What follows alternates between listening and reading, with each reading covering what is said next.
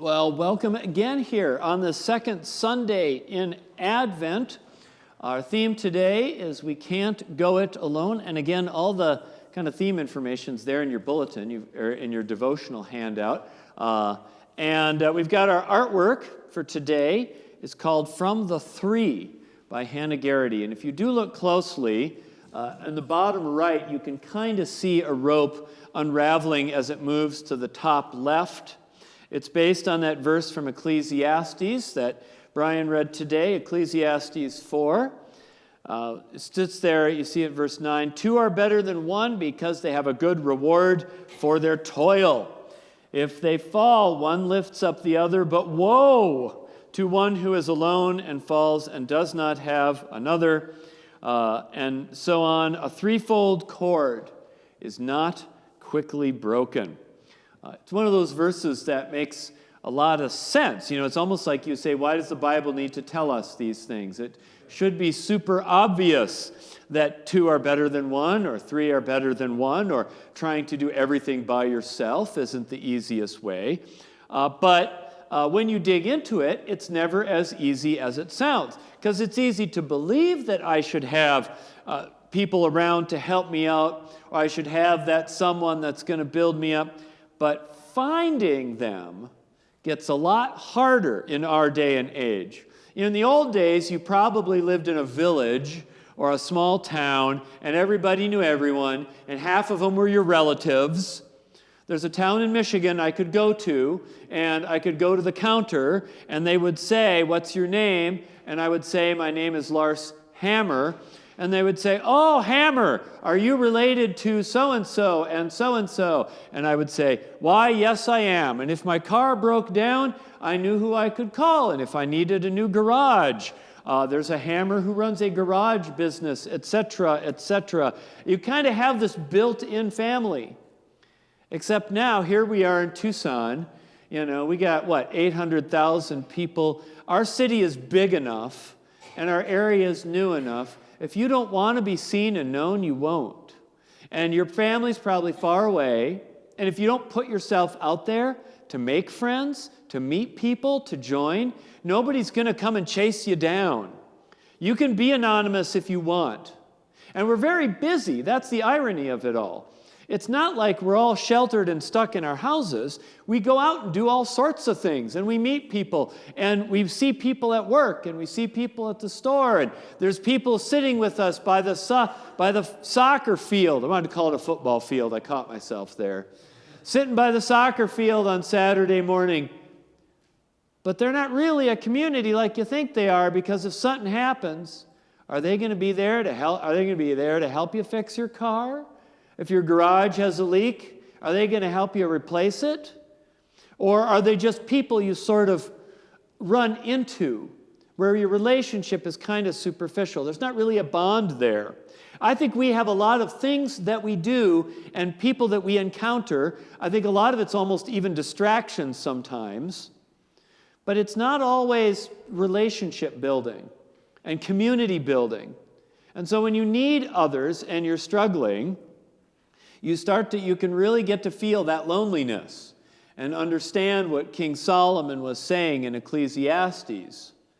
That you can realize that he's telling some deeper truth here. And it's a truth that I think we tend to resist. We tend to resist until we are in need. Right? When things are good, you know how it is. When things are good, I don't need anybody, right? I'm an individual. I can take care of it all myself. I got it all under control. Until something happens, and then suddenly you need everybody around you.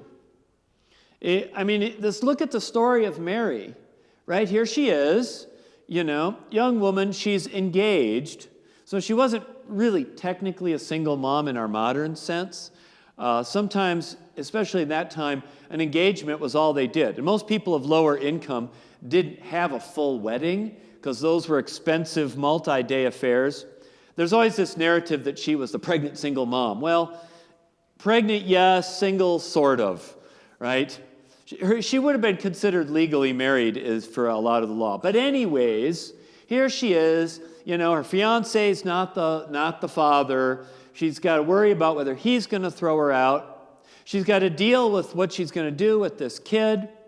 And it all kind of reminds me of, the teenager who's all, I got everything, Mom. I don't need you. Dad, quit telling me what to do. I can do whatever. I got it under control. Well, you need to think about these things. No, I don't need to think about it. I got it under control. And then suddenly she comes home pregnant and it's, Mom, can you help me with babysitting? Dad, can you fix my car? Mom, can you get me to work? Dad, can you? And you're suddenly realizing, they're just as dependent on you now as they were when they were little. It's easy to be bold and brave and tough and independent until suddenly you need someone. Then suddenly you're a little bit less sassy. And, so what do you do? What do you do in a situation like that? Well, you can always try to suck it up, go it alone. I'm going to put my nose to the grindstone and I'm going to make it work. And some people do. God bless them. It's a lot of work to do that, though. Or you could go to the internet and try to find validation there. You'll probably find somebody who will agree with you on pretty much anything. But will you then? I suppose you could go and join one of these Facebook moms groups, but good luck feeling like you belong there when you're 17 and unmarried and they're all stay-at-home moms whose husbands are bankers. They might not quite accept you the same way. Or will you go out and get connected to a community and join something? Because the real cure for loneliness is relationships. It's community, it's belonging, it's being a part of something with people who are there for you and people who you're there for and who might not necessarily be exactly like you or people you would normally hang out with, but you support each other. And the church used to be that community. I talk about this a lot. I believe we need to be that for each other because the church used to be that. And in a lot of communities, the church was that place. It was that social network. And that's one of the things that even the most secular of social scientists has found is that in a lot of towns where there's huge social problems, the involvement in church has gone down. Because it used to be when something would happen, there was this community thing for you. Now you're out on your own. And so when church attendance went down then, people didn't just step up and start joining all sorts of other clubs and making new groups. We just got more separated. So instead of, having that regular circle of moms that you met with every week, now you go online and you go to one of these groups and you ask for advice. And you say, hey, I'm thinking, I don't know whether I should buy baby food or make it for myself. What do you think? And then one will say, oh, yes, you absolutely should make it yourself with this locally sourced, non-GMO, grass-fed. Well, it wouldn't be grass-fed. You're not feeding them meat, but right? And you grind it up yourself in this special thing. That's what you do. And then the next one would go, are we seriously talking about using that chemically infested big corporate Gerber stuff? Are you shilling for big Gerber, Mama? Please spare us. This is a place for no judgment. And then you imagine sitting there. I pick on the internet all the time. Maybe I'm too harsh. There's a lot of good that comes from it. But I will stand on this. It isn't the same as real community. It's a lot easier to judge somebody's baby feeding habits over a computer than to look them in the face when they can talk back to you. We're a lot nicer when we say things to people's faces and when we're a part of a group that we depend on. So this is what becomes, right? The other part of community in America that I think we're almost kind of downright scared of it. I think we as a culture have become almost afraid of anything that might threaten my individuality. That joining a group is going to imply that there's rules to follow and standards and that there might be some set beliefs that we have and that I might have to at least adhere to them if I don't entirely agree with them. And so we worry that if I join that group and those beliefs aren't exactly perfectly me, will joining the group limit my ability to express my personal individual self-expression. So we don't tend to like joining groups. And, and I get it. There's time. There's money involved. And, of course, I would tell that about any relationship, you get into. You're not going to do everything completely your own way. That's not a relationship. That's not a community. So then we just get not involved and then turn around and realize that a lot of times our society, we're really lonely. And I can sympathize with the concern about community going bad, because it definitely can happen. I'm sure you've all watched or read the Daily Star's 27-point thing on this crazy church called The Message, where, it was just all mind-boggling what they did. So we see that kind of stuff, we get nervous, and so we don't join the good community because we're afraid of the bad, right? So what is the difference? What is the difference? Well, let's start with the negative. What's the bad? What would make a community bad?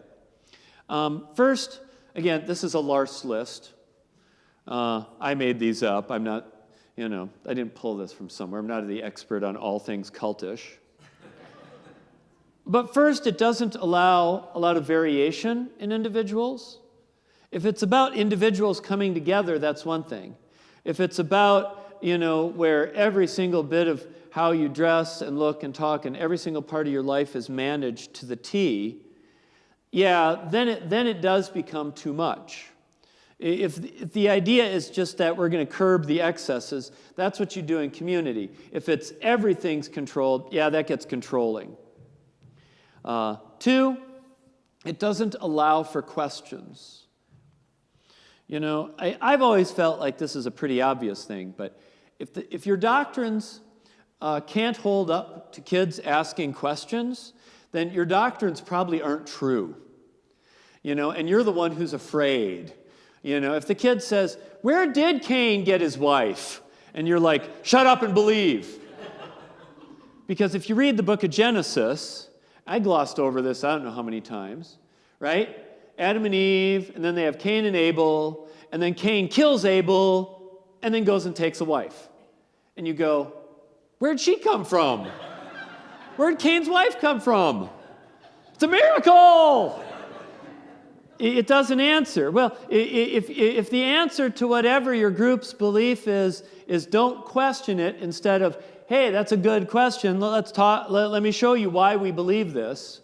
If you want to come to me and say, why do you believe in justification by grace through faith, I can keep you here till 6:30 tonight. You'll think we're having a Baptist revival, except that you'll all be asleep by the time I've worked my way through all the articles. But I have no fear of the questions. I say at confirmation, hey, you guys got any questions? I don't always get answers, but at least then I'll be able to say at the end of the day, I was not trying to silence any questions. If your beliefs are true, you don't have anything to fear. Or 3, there's punishment for leaving. Right? You shouldn't be punishing people for leaving. I may disagree with your decision, I miss you, but it's not like I'm going to retaliate. Like even in the Catholic Church, if you join one of their orders, I learned this when I lived in D.C. Like say you join one of the Franciscan orders, and you take this vow of poverty, you sign over all your possessions to the order, that's a big commitment, right? And then you realize partway through, this isn't for me. Most of the Franciscans I met, their revelation of God's change and call usually involved a Catholic girl that they met. The Lord works in mysterious ways, I guess. But what would inevitably happen, but what I found out was, and this is kind of interesting, when you leave, they write you a check. The order writes you a check so that you can rebuild your life. It's not, and they'll say, we don't want you staying in and hating it just because you don't have the money to leave. So they write you a check, Or 4, they try to keep you from succeeding on your own. They want you to stay here and stay like us. This is the crab effect. You know the crab effect, right? You put a half dozen crabs in a tank, and then one of them gets smart and starts figuring out how to get out, and then the other crabs will grab them and pull them down. It's kind of like if I'm going on that platter, you are too, buddy. It's leg night for everybody. And I think of this because there are communities that are like that, where one person in the family or in the town starts, getting big hopes and dreams. I'm going to go off and be a cardiac surgeon, and the rest of them are like, oh, now you think you're better than us? Well, you're too good for us here? And he's like, no, I love you guys. I just want to be a cardiac surgeon. Oh, so you just don't think doing what we do is good. No, you do great work. I just want to be a cardiosurgeon. If it's a healthy community, the community will be proud. Look, our son or daughter went off and became a surgeon. It should be a source of pride. It should be something you do to keep people down so you can keep them all the same, so you can keep everybody together. That gets unhealthy. That's when the support shifts from support to being more about control. I could go on, right? The gist is that community is oppressive when it becomes about conformity, obedience, and control.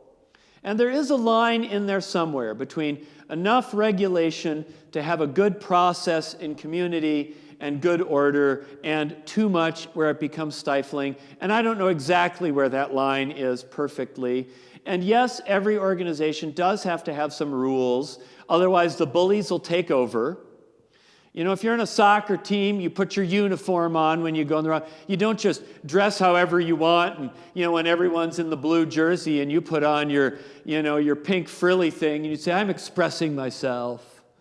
I think most places the ref will say, express yourself on the sidelines. So, which brings me to the next part. Where community is good, where it's supportive. What does a good community look like? What are the points? Well, it has beliefs, but it's not afraid to explain them. As I said, it's not afraid of answering questions. It doesn't feel like shut up and obey is the answer, right? The mind is not your enemy, it's your friend. 2, it expects respect and support of others and mutual sacrifices for community, but not total conformity. So we expect you to help one another when someone's down, and it does get to feeling a little quid pro quo at times. That, I helped you, you help us, but that's kind of how community works.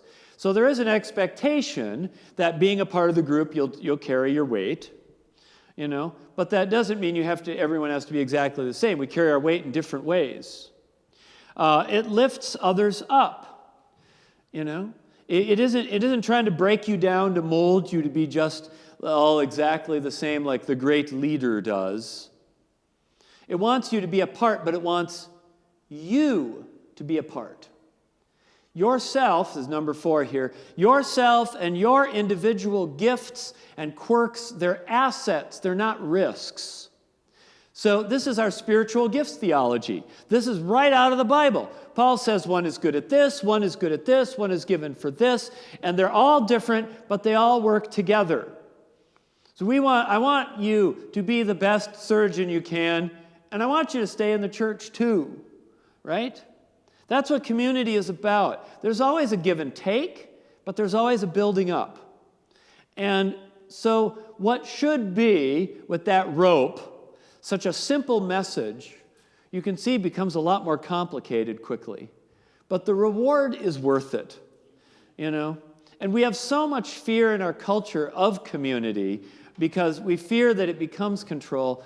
I think we miss out. We miss out on the good that it could be.